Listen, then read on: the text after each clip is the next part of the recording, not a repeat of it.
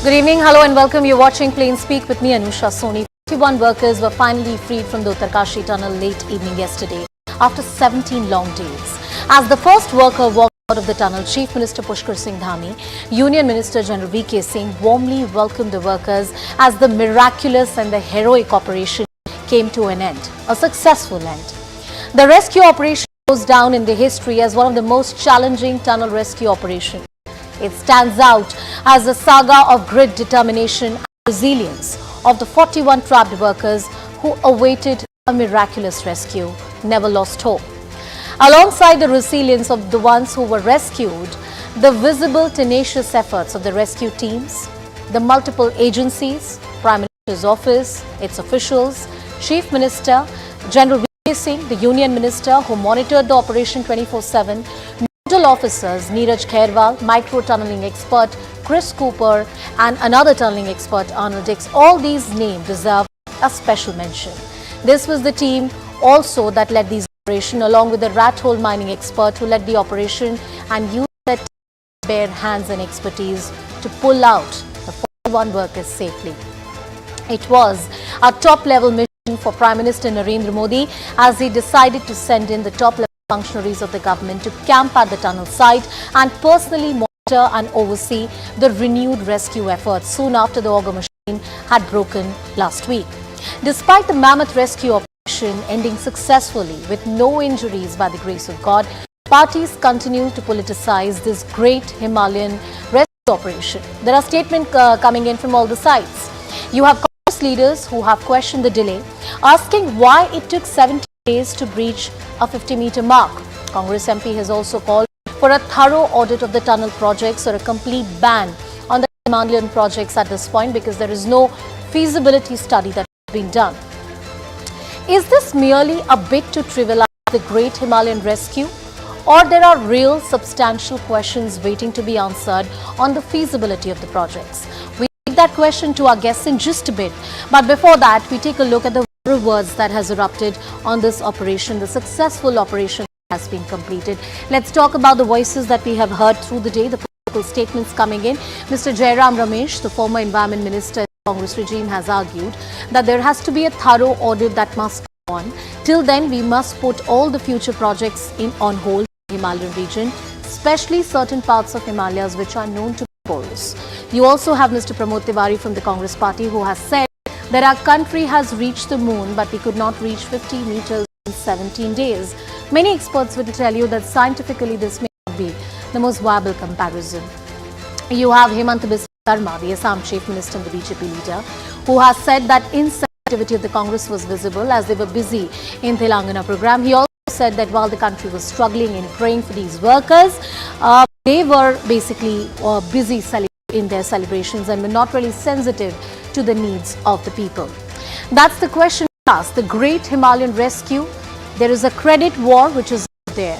There's also a call to audit. Is this merely about trivializing this entire operation, or are there pertinent questions that need to be answered? Our focus here on Plain Speak tonight.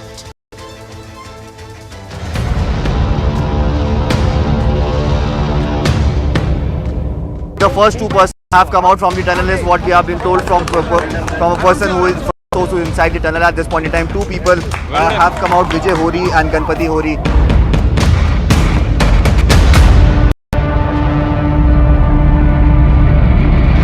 बहुत कठिन था, बड़ा चुनौतीपूर्ण था और अंततः सफलता मिली है और मैं इसमें सभी जिन लोगों ने भी इस रेस्क्यू अभियान में अपना योगदान दिया है, अपना सहयोग दिया है, उन सभी का धन्यवाद करना चाहता हूँ। आज की सुबह में ज़्यादा रोशनी लग रही है? रोशनी लग रही है, बहुत चंगा लग रहा है। नई तरंग, नई उमंग चल रही है और यही चलता रहेगा।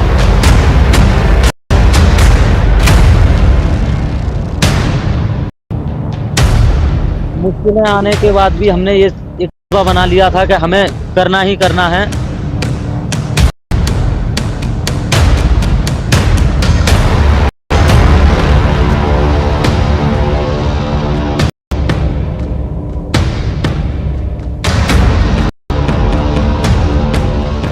आप जैसे हमारे देश के प्रधानमंत्री है, आप जो है जब बाहर से हमारे देश के कंट्री अदर कंट्री से आप लोग खींच के इंसान को बचा के ला सकते थे, तो हम तो सर अपने घर में थे, इसलिए हमें कोई दिक्कत नहीं सर। यहाँ पे भगवान भोगनाथ बाबा जी है सर, उनके ऊपर सर हमें बहुत विश्वास था और उनकी कृपा भी हमारे पास और हमारे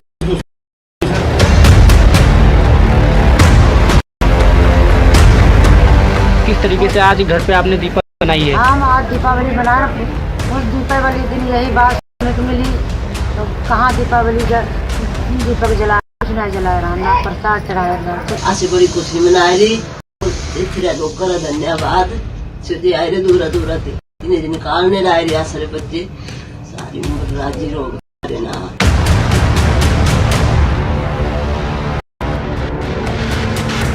हमारा देश चांद पे पहुंचा और हम अपने से खड़े हुए 50 मीटर दूर तक 17 दिन नहीं पहुंचे। आवश्यकता है इस घटना से सबक लेते हुए। Hello motto.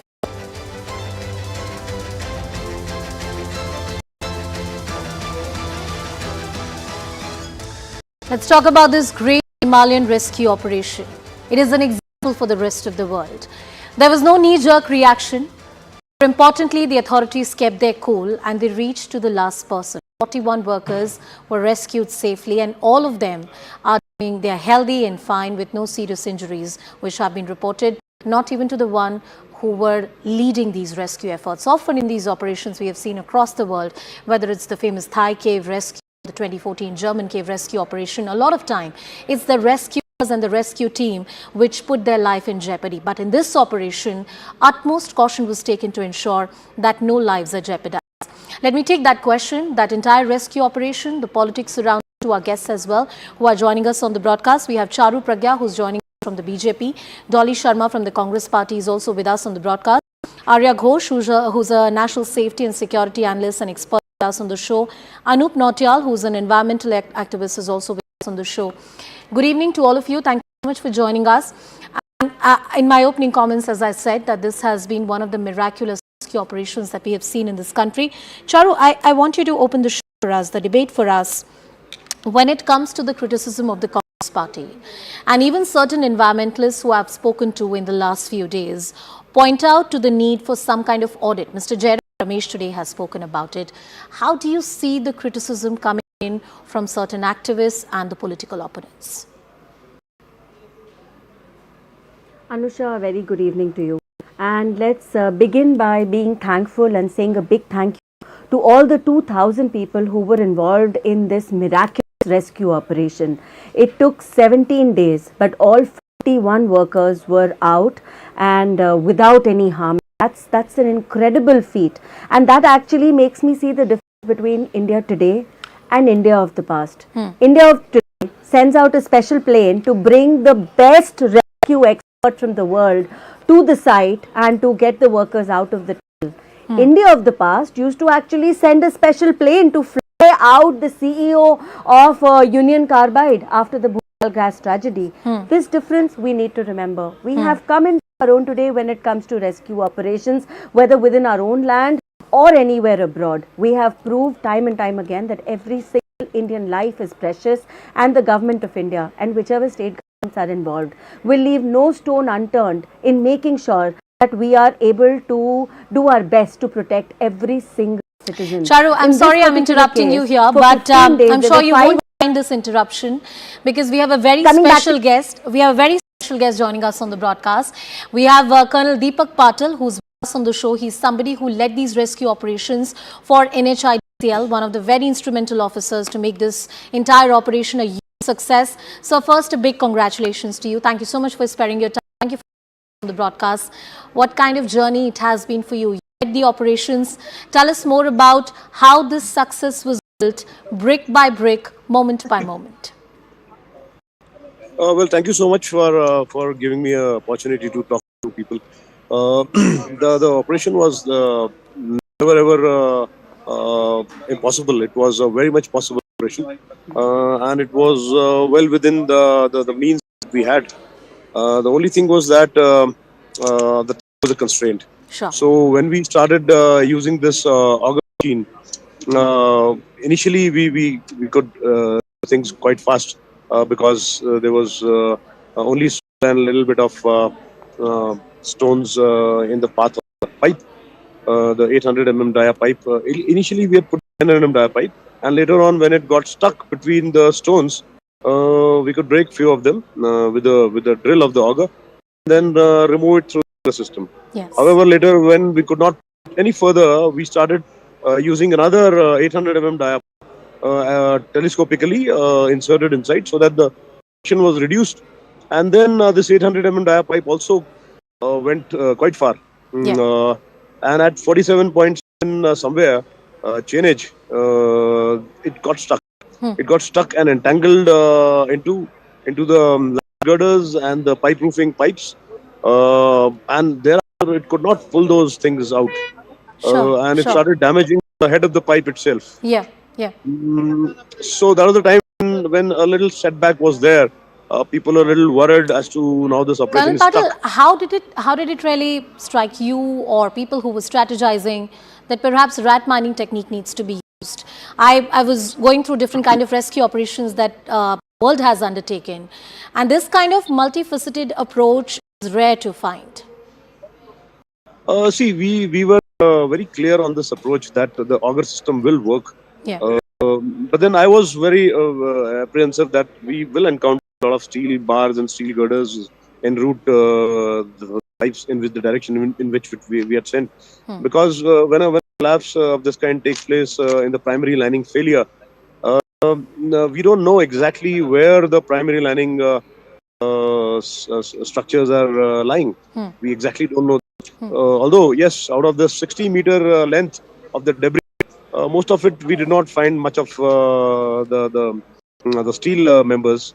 However, in the last 10-15 meters, we did find that, and that was the difficult part. So when it got stuck, we had to remove the entire auger. We had to also remove the head of the auger, that is the drill bit. And then the only option which was left with us was to start removing the muck in the pipe's face using manpower. And our strategy now was to go as slow as possible, remove the hurdles in front of the pipe, and go inch by inch, feet by feet. And we could even go 2.5 meters in one go. How did you motivate your team to ensure 17 days, and that's a long rescue operation? I'm sure you've done multiple rescue operations of different natures. Some take longer, some are done far more quickly, but this one took long. And you were so close to success many times, but there were impediments in the way. What kept the morale of your team so up? Was it the leadership? Was it the backing of the government? Or was it the fact that 41 workers were, you could talk to them, you could see them, you could administer food to them? Well, see, the entire nation's machinery, the power, the leadership was here. NHIDC's senior officials were here. The MOTH officials were here. State government officials were here. The resources were pulled in from all across the country. There were green corridors which were made. C-130 Hercules were landed in the landing ground at Chenyali, Dharasu. The C-17 Globemaster landed, and things were moving by road, by train, through green corridors from all across the country.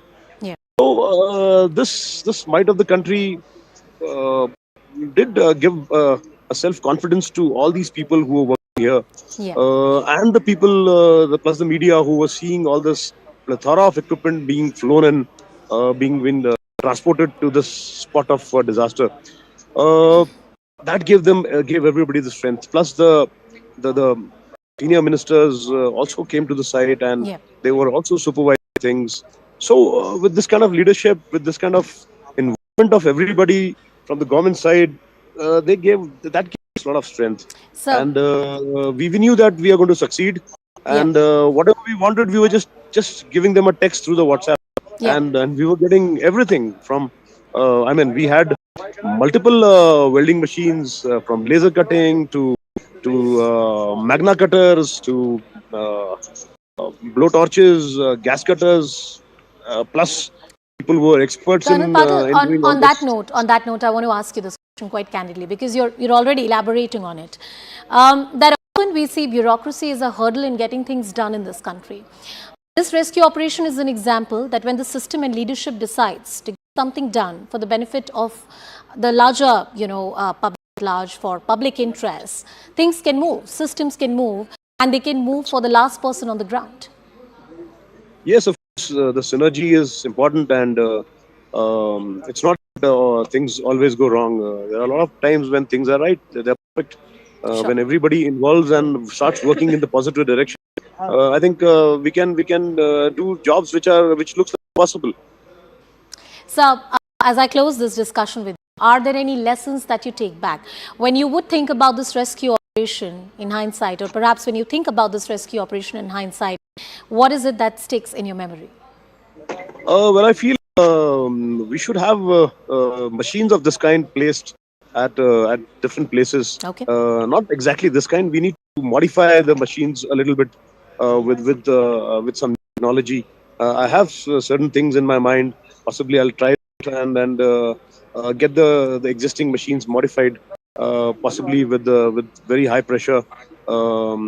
Which can be used using water jets, and with those kind of things, I think even steel bars will not be a hurdle. With high jet pressure of water, you can even cut diamonds. Absolutely. Colonel Patil, once again, congratulations for the great feat that you and your team have achieved. The entire nation is proud of the work and this rescue operation. Thank you so much for joining us. Thank you so much. Thank you so much. Good evening and Jai Hind to everybody. Jai Hind, sir. Thank you so much. Well, that was Colonel Deepak Patil, who led these rescue operation for NHIDCL. And I thank you all for patiently waiting on broadcast. Charu, you were making an argument. Sorry you were interrupted, but you were pointing out how things and dynamics have changed, and perhaps even the lives of ordinary citizens are equally important. Absolutely, and thank you very much for that interview, because that gave us a clear insight on how, as you rightly said, bureaucracy is now working in sync with rescuers, not working to create obstacles. And the way the opposition has reacted in recent times, and you know, I've taken it to heart, and I feel terrible about it, because you know, you've gotten to a point at an all-time low where you're wishing ill on a prime minister. You've started wishing ill on our indigenous plane. You wanted to crash actually just to fulfill your political objectives.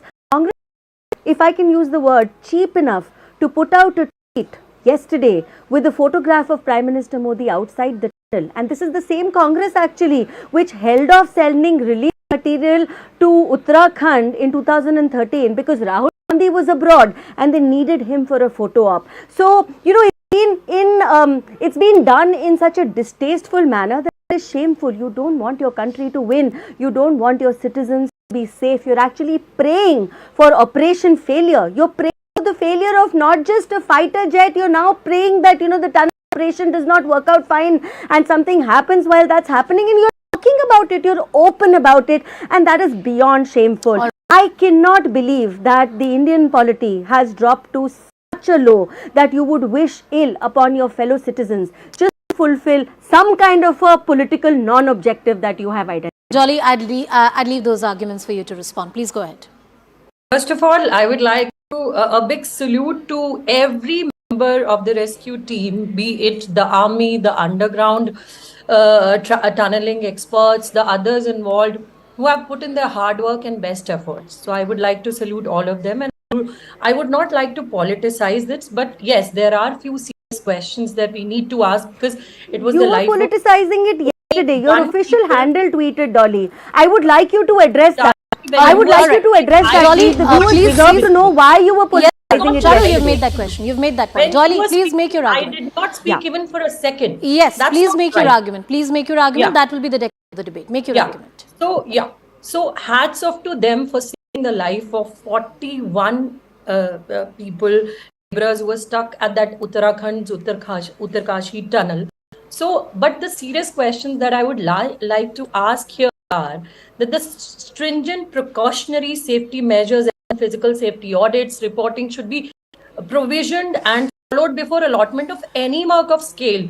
And when we talk about mountains, so the projects in high mountains need to be analyzed with reports with respect of their potential exposure to the landslides, avalanches, the glacial lake outburst, flood, etc. But here, I would like to just quote, HPC's report. HPC had flagged in its report that the government had split 889 kilometers of char Road widening project into 53 projects.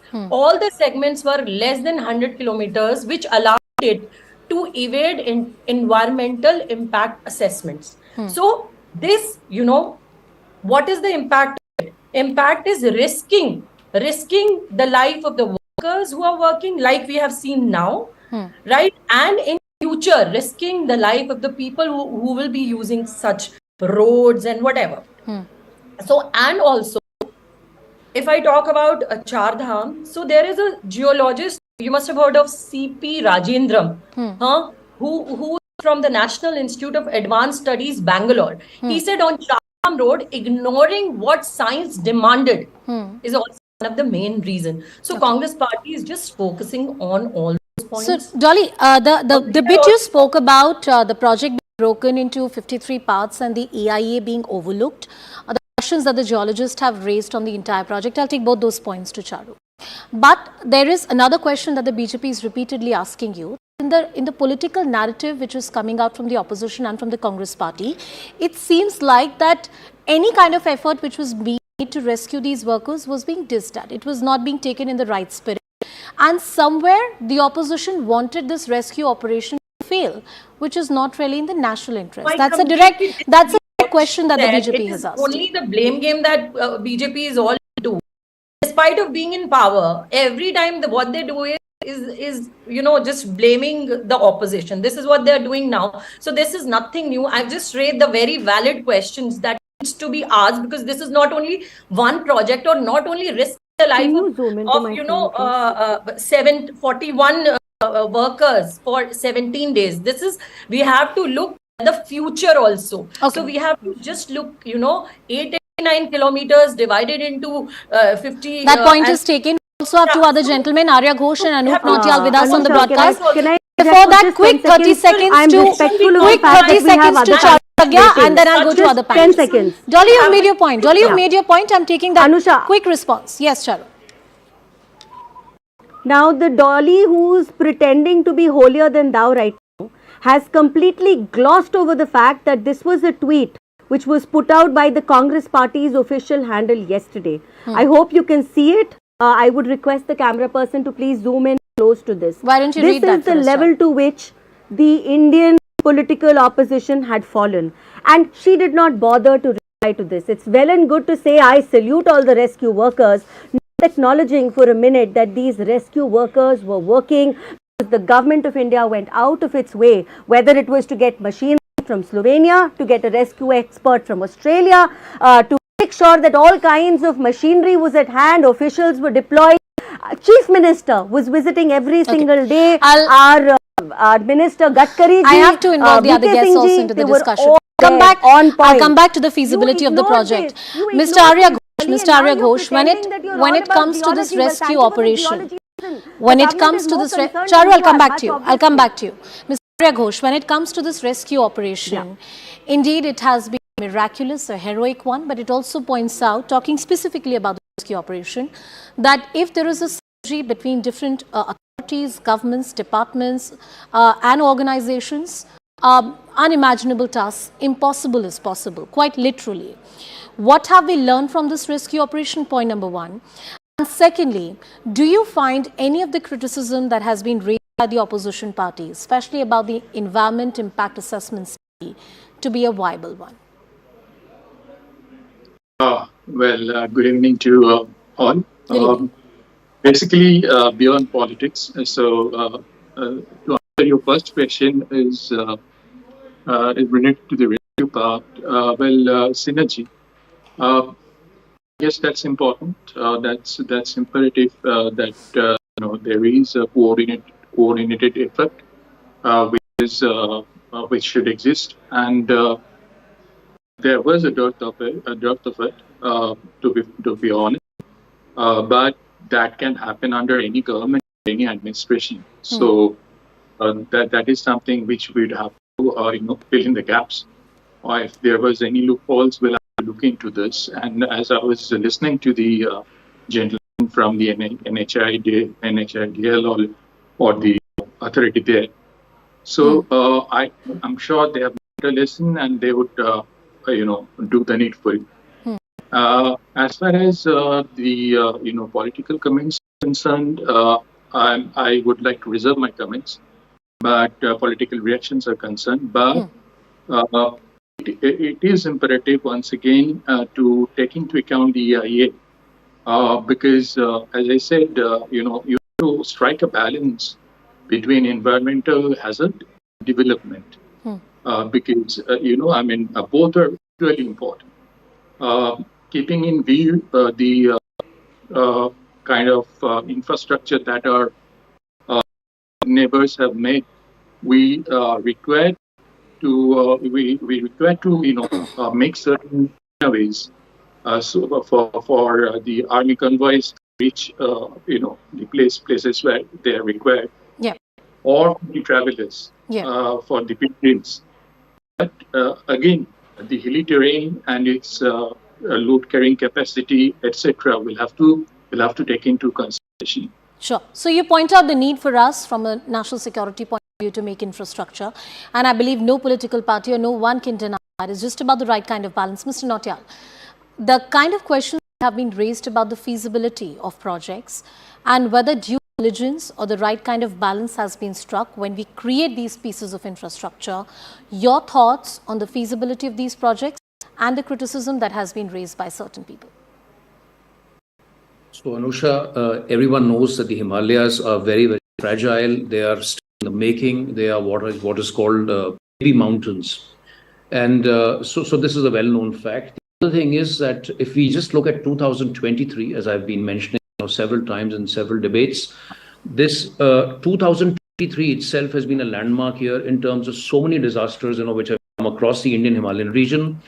Several of them, in fact, here in Uttarakhand. So, the year began with Joshimath, then you had Himachal Pradesh in July, August, and you had Uttarakhand, then you had Sikkim last month, October, and now you have the Silkyara Uttarkashi tunnel mishap. So mishaps have been, sadly on an upward trajectory. And I think the larger, bigger question is that, where do we move from here? Now, there are several aspects or elements. How does one look at that? And, I think at a very strategic level, this is a question for the government of India that in terms of an attitudinal and a strategic shift, that do we want to prevent disasters or do we want to manage disasters? So I think this is I think, even though I said it in one or two lines, but I think this is $1 billion question. I agree with you. Yeah. Because the sense that I'm getting from several debates is, so there is, one lobby which is already talking about having more machines, having more augers. And as far as I'm concerned, sitting here in Uttarakhand, I personally, would not say that is a very wise approach. I think we have to follow, if we are looking globally, we have to try and look at Japan. If we are looking nationally, we have a wonderful state, the state of Odisha, which has done, excellent work when it comes to both prevention and management. This particularly, and pardon the choice of my words, I'm going to call it a little bit, and this is irrespective of parties, so I don't want to get into this X, Y, Z. Sure. This cowboy recklessness kind of earlier attitude, which is prevalent with the Himalayas. So the Himalayas, of course, Uttarakhand, the other states, as we have said, a million times, are very, very, very, very fragile. We have to be extremely sensitive. So I'm going to take on 2 points that you've mentioned here. One is that we as a country need to make a policy decision that whether it's about prevention or whether it's about management of disaster. And somebody who's living like you, living in Uttarakhand, knowing this subject well enough, you believe that we should be preventing these disasters. The second point, Charu, that I want you to address is about this one question that has been repeatedly asked on the broadcast, which is about the Char project, the overall project, and how it was broken down into 53 small projects, and there was no proper environment impact study that was done. Mr. Jairam Ramesh or the Congress party argues that, look, we're not politicizing, we're only asking these substantial questions and BJP should answer us on the substance. So address this point, Charu. Yes, it remains of concern because, as my co-panelist said, the Himalayas region is a sensitive one, and it is also a very populous one. It is also one which is very frequently visited by tourists of all kinds. So we have to be careful when we look at increasing the infrastructure in that area. But at the same time, be rest assured that while we are working to increase and improve the infrastructure, we are doing our utmost best to remain conscious of the environmental impact of that. In fact, I proudly say this, it is now that Government of India is conscious of environmental impact. It is now that we are talking about everything that pertains to the environment, whether it is protecting our animals or forests, whether it is making sure we use more and more renewable energy, and using a very scientific method to make roads or homes, etc. in mountainous regions. See, development does come at a cost, and that cost has to be calculated very carefully. Nobody and no government, and I say this with a lot of clarity, will ever want any kind of destruction like this to happen, big or small. No government wants it.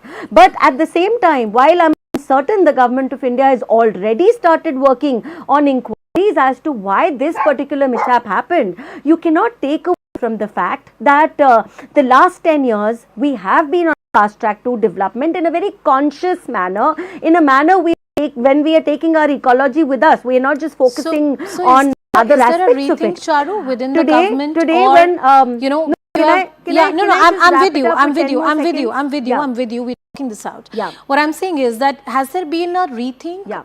You sense there could be a rethink on a lot of projects about their feasibility and viability with this particular incident, which has been a lesson for the entire nation, Charu? Anusha, see, you know, I want to say this with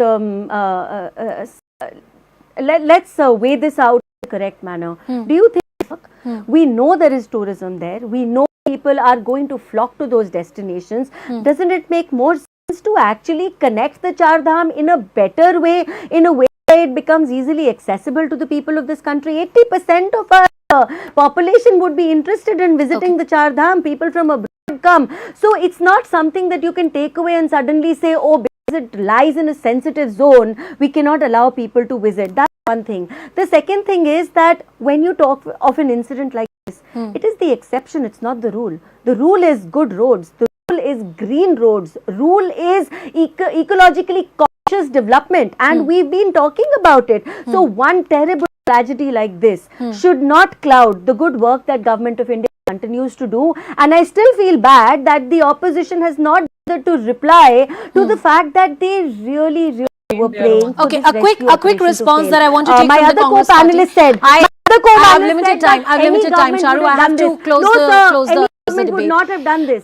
You know, one question, Dolly, which I believe which I believe the Congress party should answer. While address the other point is that in this operation, what was very hard for me also as a journalist to see was that the entire machinery was moving for those 41 workers who were trapped inside. These were not VVIPs, these were not netas, these were not rich and powerful people. These were ordinary workers who were far away from their home, working at a construction site, and when they were stuck, the machinery came to their rescue. This is not something we have seen so often in the past.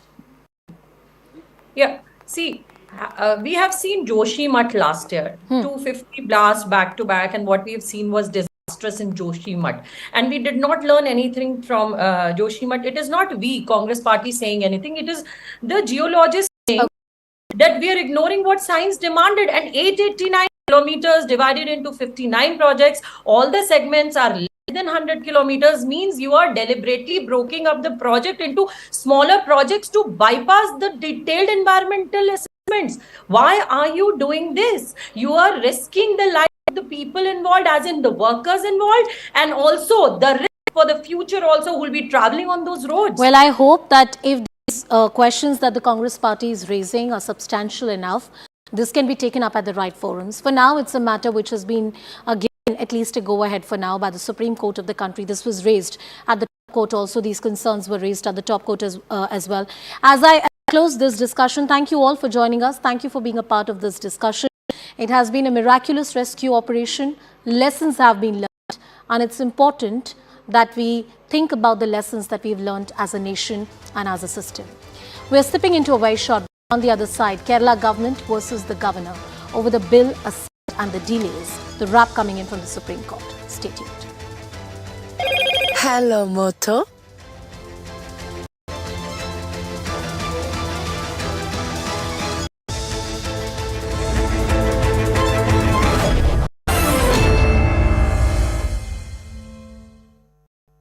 Co-powered by of this tragedy which happened in Uttarkashi. All three of them reached the Silkyara tunnel to give some vital tips to the rescuers and monitor this effort. PM Modi was in constant touch with them, as well as the Chief Minister of Uttarakhand, Mr. Pushkar Dhami, who was also camping at the site. Finally, after 17 days, the 41 laborers have been rescued, all safe and well and secure from the Silkyara tunnel on Tuesday night. Well, this was just another example of how the Modi government responds to a crisis and shows exceptional strategic thinking as well as empathy in the process. Silkyara tunnel rescue, right from the NDRF of the center to the state rescue agencies, the international drilling experts, the local mining laborers, whom most had forgotten about, all of them together played a very, very key role.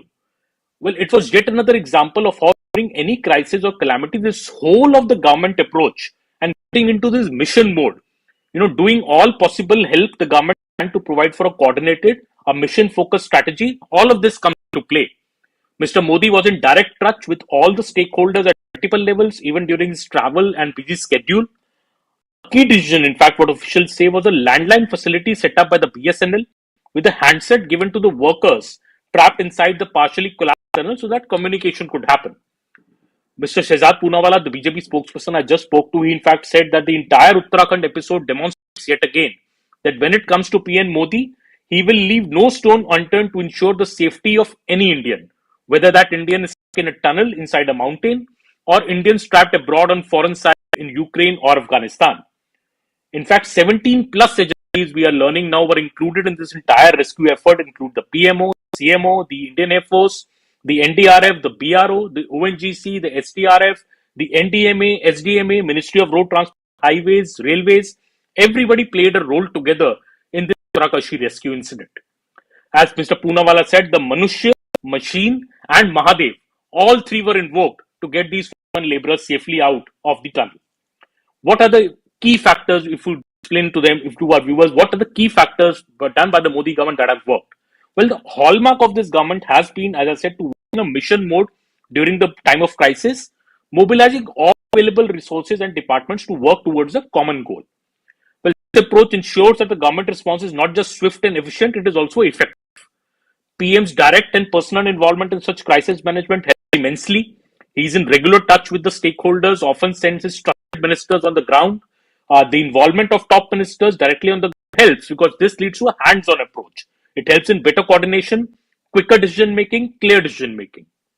The Modi government in this respect seems to have learned its lessons from the missteps in earlier regimes like during the 2611 attacks, when we saw in Mumbai there was lack of coordination between government agencies led to delayed responses.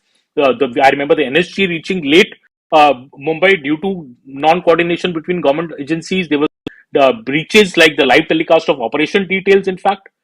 But under the Modi government, we see a starkly different approach. I would like to invoke the various incidents from cases like Ukraine, Sudan, the Odisha train disaster. During the Odisha train disaster a few months back, we saw how Prime Minister Narendra Modi flew down to assess the situation at the crash site. He met the injured, their families. Railway Minister Ashwini Vaishnav coordinated the entire response. He stayed at the site, in fact, till it was cleared.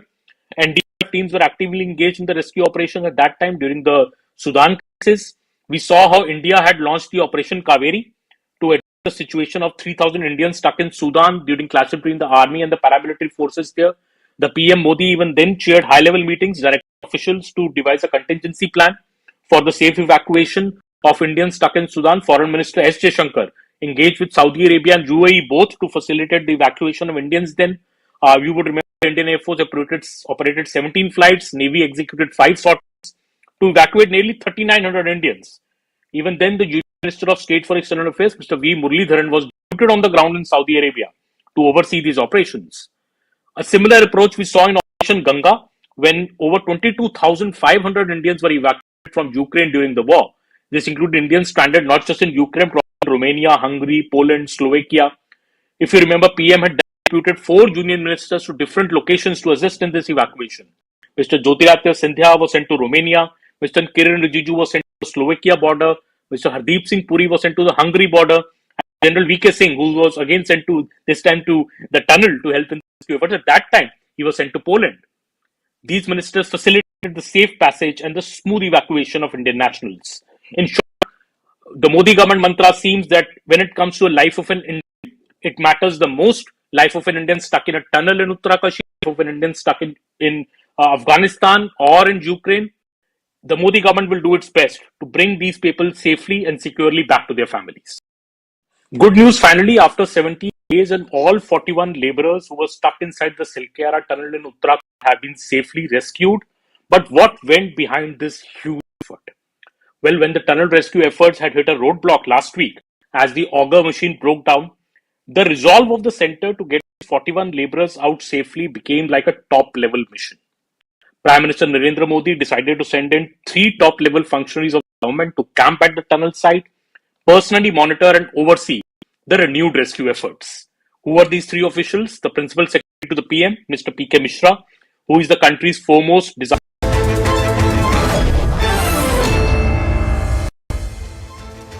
Welcome back. You're watching Plain Speak with me, Anusha. The Supreme Court criticized Governor Arif Muhammad Khan for delaying the decision on 8 crucial bills by the Kerala Assembly. A bench headed by Chief Justice of India, Justice D.Y. Chandrachud, stated that the governor was unable to offer satisfactory reasons for delaying his assent or rejection to the bills. The top court also directed the governor to take a decision on the finance bill passed by the Assembly as soon as possible. We had Mr. Attorney General, Mr. Venkatramani, who said that 7 of the 8 bills were under consideration and have been forwarded to the office of the President. Among the bills reserved for the presidential assent are also crucial bills which are about appointments to the universities. Is the delay in the assent to the bill mere politics between the state or the centre? Or this is a larger question about the constitutional office of the governor being misused, as various parties argue? This debate has been a long-standing one. We talk about all these aspects of this critical debate. But first, let's tell you what the Apex Court said while hearing this matter. This was a special petition that was lined up before the Supreme Court of India. Some key observations that came from the Supreme Court hearing. Well, let's talk about these key observations that have come from the Supreme Court. The top court has said that they find no reason why the governor kept the bills pending. There were no plausible reasons that were offered, and that's why it's difficult to understand why this inordinate period of time has been taken, about 22 months for which certain bills have been pending. Some political sagacity must take over the state. We hope that some sagacity prevails. That's what the top court has said. We're here to lay down the law. In fact, referring to an old judgment, the top court also said that the law of the land is very clear and we are here to do our duty under the Constitution. The governor cannot paralyze elected government. That's exactly the argument. What exactly are these bills about? Let's tell you about these bills one by one. There are 8 bills which have been pending. The governor has okayed one, which is about the public health system. This particular bill, which has been given assent by the governor, mind you, after the wrap of the Supreme Court, concerns the public health bill. This was pending for 5 months. The matter was being heard at the Supreme Court, and this is not the first time that the governor's office received a flag. The Kerala Lokayukta Amendment Bill is pending for about 12 months. You have the University Laws Amendment Bill, which is pending for 23 months. You also have another amendment bill pertaining to the appointment of the university, which is pending. This one is pending for 12 months. About 7 of these bills are largely about appointments at the university, how teachers are appointed, what kind of students are enrolled, and they've been pending for 12 months, 23 months and different periods. The Kerala Cooperative Societies Bill 2022 is pending for 14 months before the governor's office. So we ask this question, is this about mere politics, a procedure being bypassed, or a constitutional office being misused? Wherein lies the Lakshman Rekha that should not be crossed?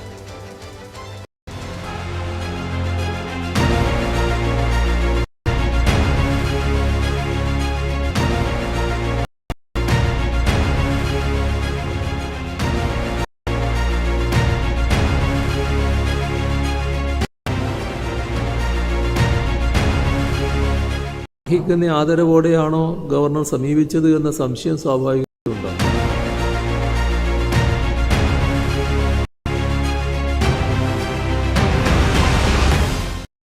Well, joining us on the broadcast is Mr. Tom Varakan of the BJP. We also have Mr. Vivek Srivastav, who's a political analyst, joining us on the show.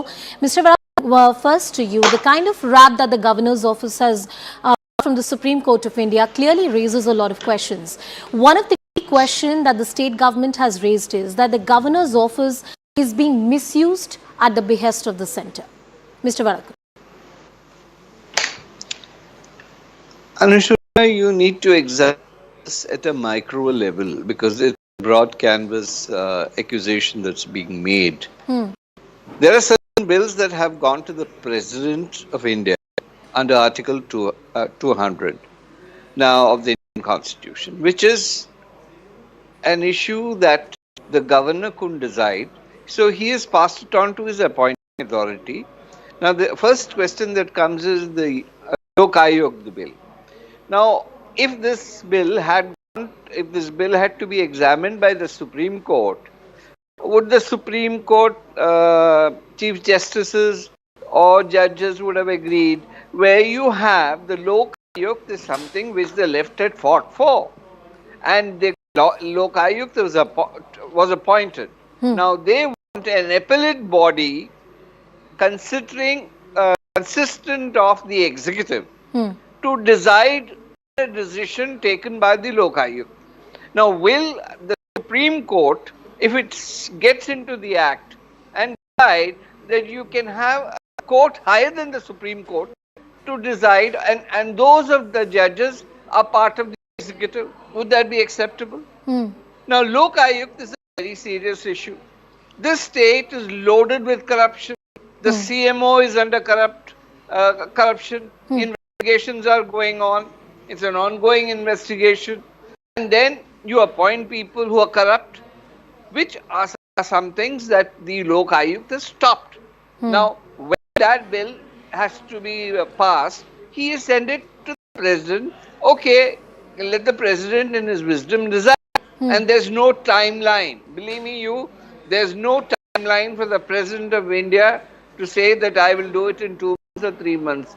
The President in his wisdom will give an issue.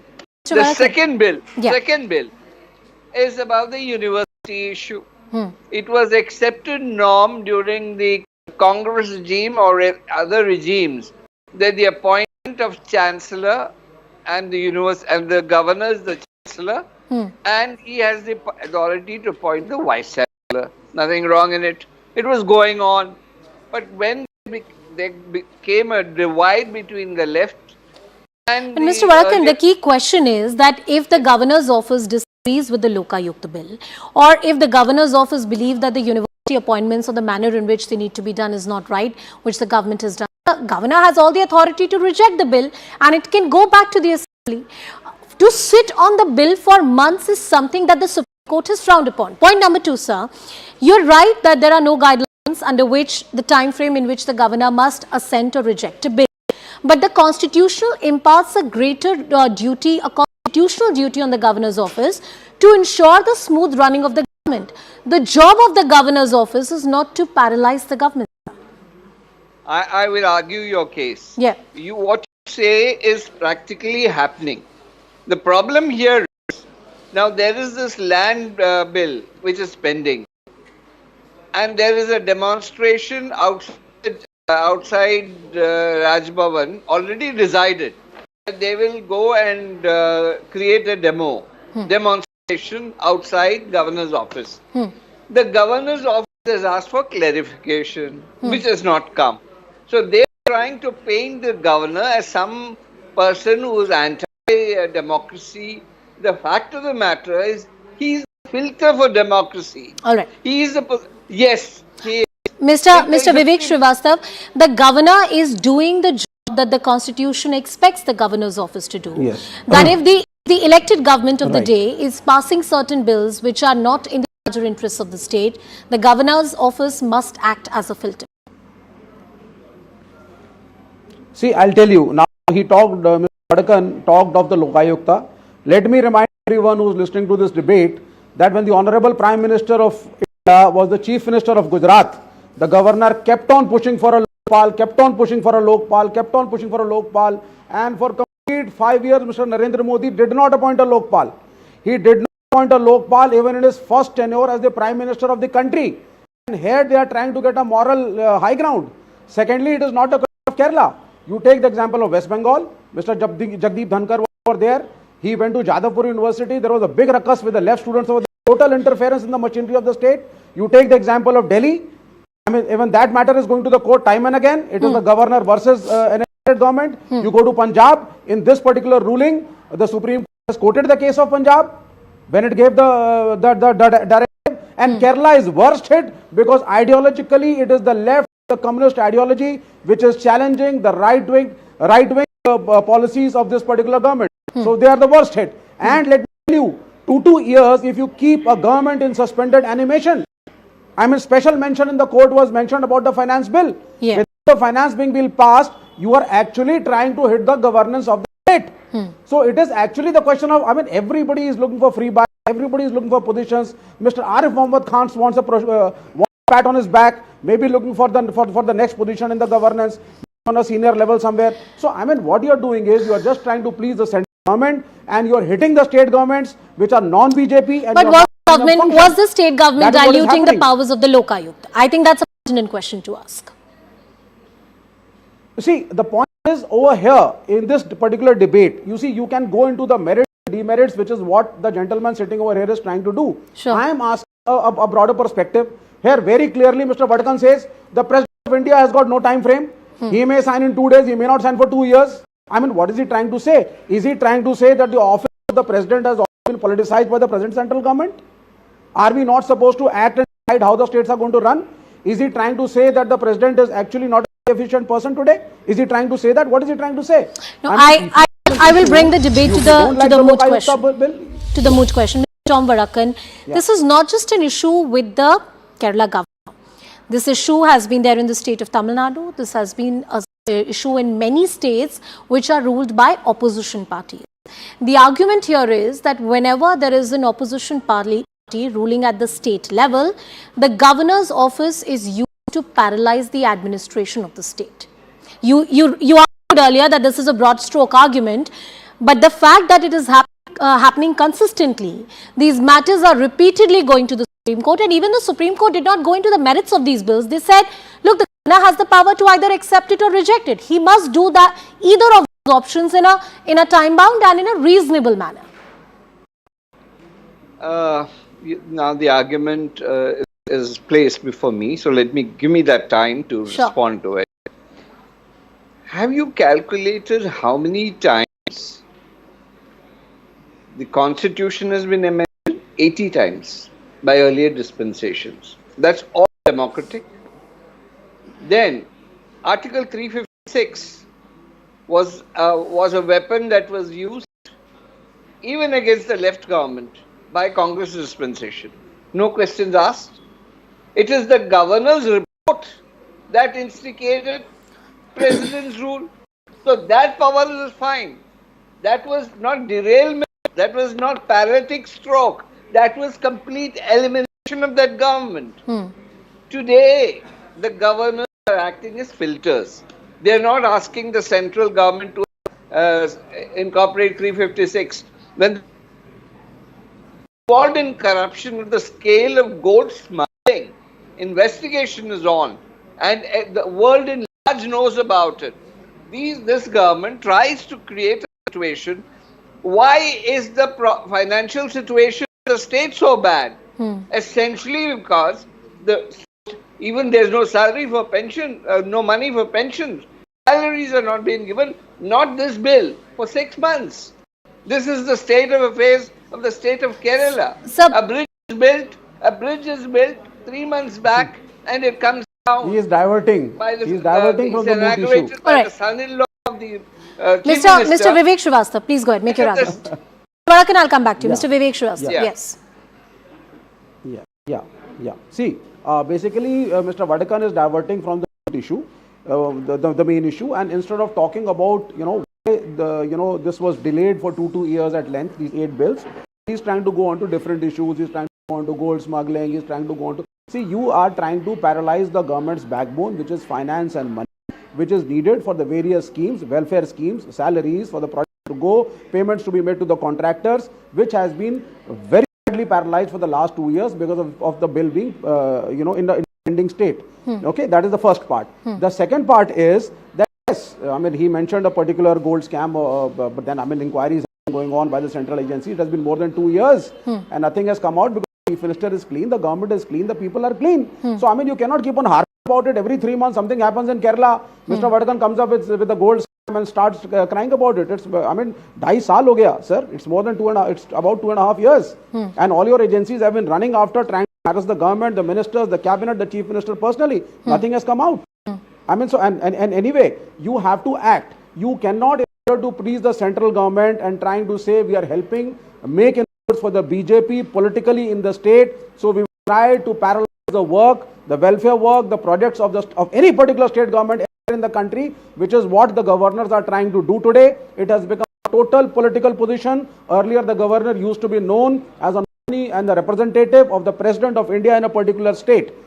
As a buffer, but today it seems that he is working in tandem with the ministry and the prime minister. Mr. Vivek Srivastava, I am not making any comment on what the present sitting governor is doing, but if history is to go by, the governors and the powers of governors, the manner in which they've been abused, the decade of 60s and 70s and the litigations at the Supreme Court would tell you that the governor's office has been historically misused in this country, precisely for the reason that the constitution did not define very clear tours of how it should be, putting that propriety duty on the elected leaders, or perhaps the governor's office, presuming they would do their job much better. Mr. Vadakan, you had an argument to make. Please go ahead.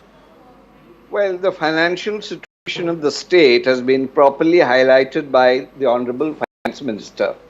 She has clearly said, when we give them the funds, they are supposed to report back on the utilization. The Finance Minister is making long speeches. He does not give a report on utilization of the funds. And when you give that report, then the fund is released. This is standard operating practices in all states. Why is this particular state always screaming the funds are not coming? Our finances are in bad shape. Your finances are in bad shape because you are not reporting what you got already. There is no proper auditing in that system. So my closing questions to both. If you have last 1 minute on the show.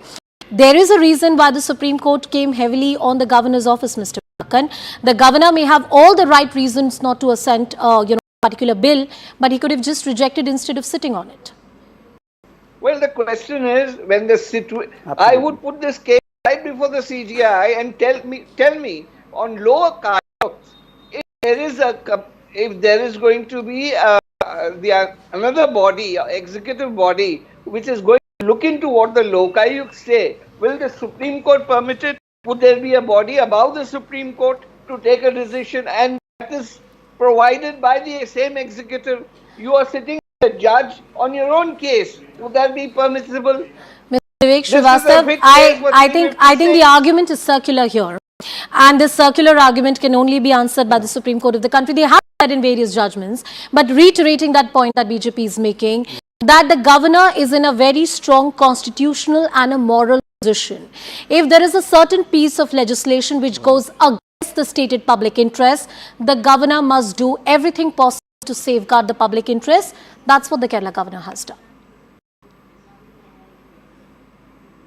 Yes, absolutely. I mean, I do agree, but I mean the strange coincidence is I do not know why there is a clash between the governor and the sitting chief ministers and governments only in non-BJP states. I mean, everything is fine when the state is ruled by a BJP chief minister, but what is this coincidence? Delhi, Punjab, Tamil Nadu, West Bengal, everywhere there is a clash.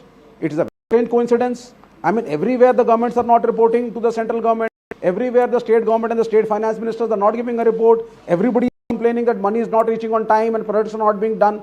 This is a very strange coincidence.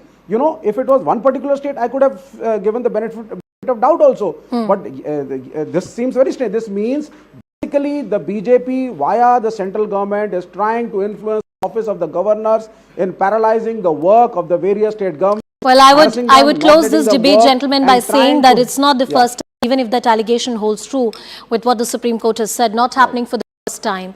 And perhaps time has come that in our constitution under various articles, positions should be far more clearly defined for any kind of political abuse or misuse on either side. Thank you, gentlemen, for joining us on the broadcast. It's a wrap on this edition of Plain Speak. Thank you so much for watching.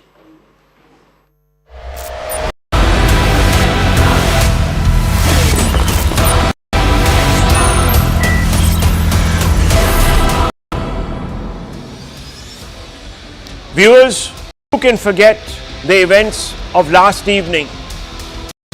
It was good to see their smiling faces emerge from the equivalent of a rat hole.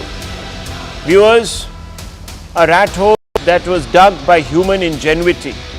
For 17 days, fickle fate had forced their incarceration in an under-construction tunnel in Uttarkashi.